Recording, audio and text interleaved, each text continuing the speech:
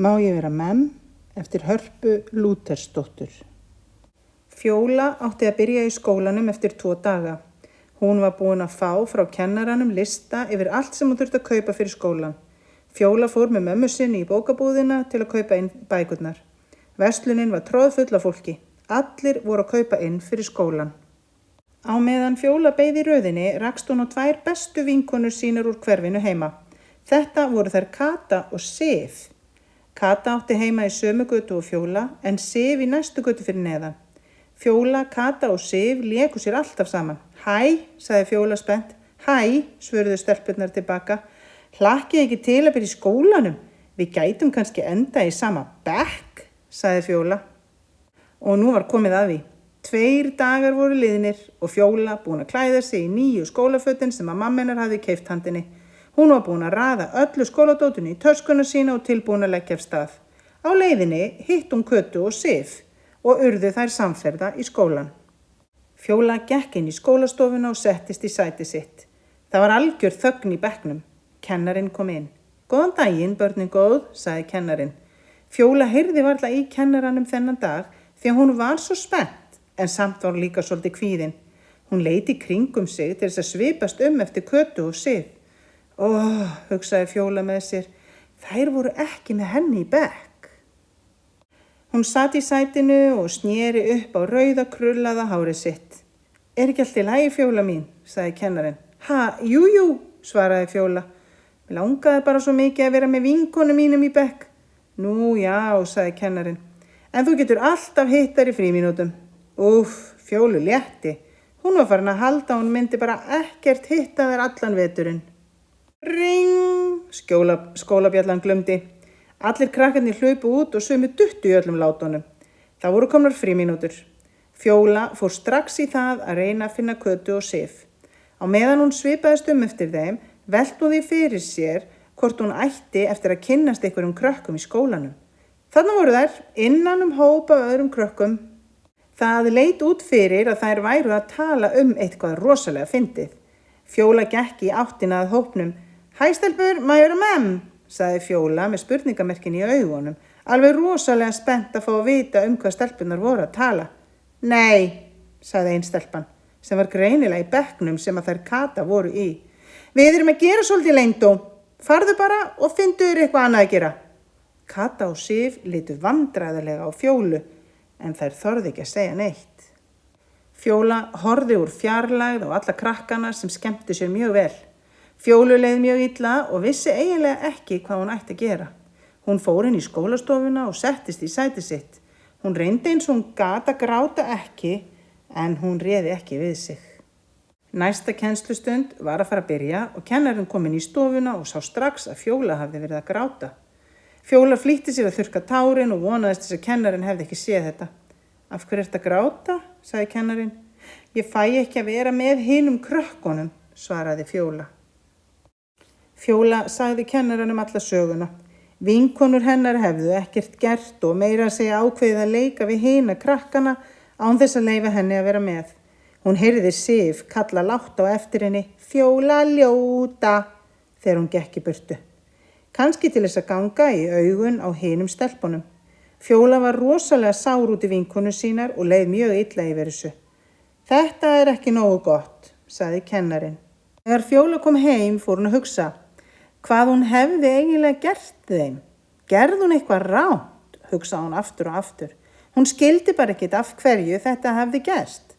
Hún, Kata og Sif höfðu verið vanar að leika sér saman á hverjum einasta degi. Daginn eftir byrjaði kennslan á því að kennarinn ræddi við krakkana það að það mætti ekki skilja neitt út undan. Það voru allir sammála því og allir kinkuðu kolli. Nokkrir dagar liðu og ekkert hafði breyst. Hún mátti ekki vera með. Krakkarnir kölluðu hana illum nöfnum og þeir rifu af henni húfuna. Var hún eitthvað öðruvísi en hinir krakkarnir? Fjóla skoðaði sig í speglunum og hún leit ekkert öðruvísi út en aðrir. Henni fannst hún meira að segja svolítið sæt. Með flott rautt krullað hár og meira að segja pínulítið af freknum. Kannski voru hinir krakkarnir bara afbrigðisamir út í hana af því að hún var svo sérstök. Já, það var örugglega það, hugsaði hún. Þau voru bara afbrigðisöm. Það voru aftur komnar löngu frímínútur og Fjóla gekk í áttina að stelpunum. Þá var æft hástöfum á hana. Klöguskjóða, þú ert klöguskjóða. Við vitum að það var þú, Rauðka. Þú sagðir frá þegar við leyfðum þér ekki að vera með. Núna færðu sko aldrei að vera með, sögðu stelpurnar. Sif og Kata þögðu enn og létu bara eins og það sæi ekki Fjólu.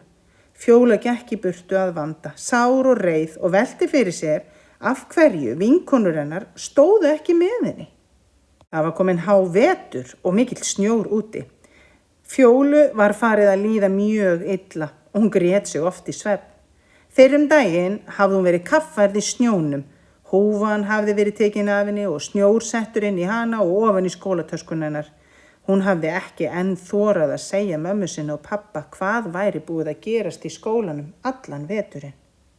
Henni gekk ekki vel að læra og hún átti oft erfitt þegar hún þurfti að lesa upphátt fyrir bekkinn.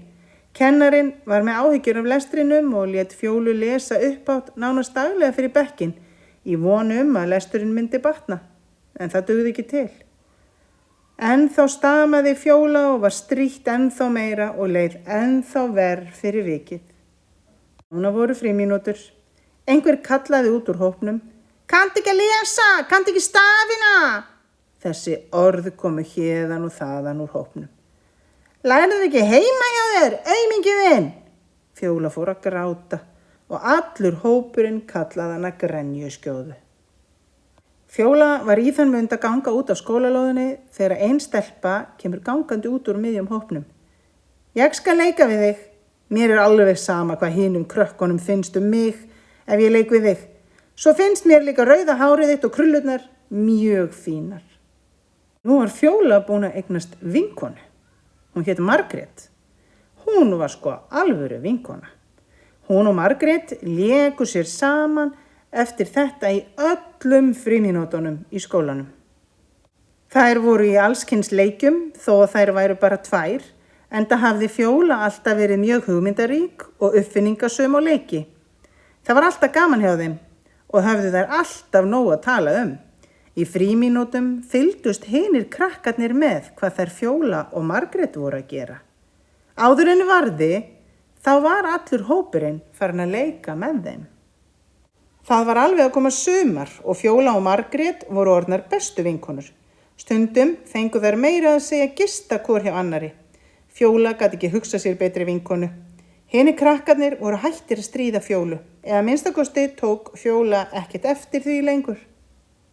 Fjóla var orðin ánægð á ný og gekk miklu betur í skólanum. Allt leit út fyrir góðar einkunnir og bara skemmtilegt sumar. Fjóla hlakkaði til sumarsins en hugsaði oft út í það hvað væri gaman ef að þær Kata og Sif væru ennþá vinkonur hennar. Því að það var alltaf svo gaman hjá þeim áður en þær byrjuðu í skólanum. Sumarið kom og einn daginn þegar hún og Margrét voru að rölta upp götuna heima, mættu þær Kötu og Sif. Fjóla ákvað að láta sem hún sæi þær ekki. En Kata stoppaði hana og sagði, okkur þykir þetta leitt. Okkur langaði svo til þess að standa með þér en veistu það við þorðum það ekki. Við vorum bara að reyna að ganga í augun á hinum stelpunum. Viltu fyrirgef okkur, megum við vera menn? Þær stóðu þarna báðar með tárin og söknuðin í augunum og biðu eftir svari. Auðvitað megið þið vera með. Eigi ekki allir að vera vinir? Kata, Sif, má ég kynna ykkur fyrir bestu vinkonu minni, henni Margréti.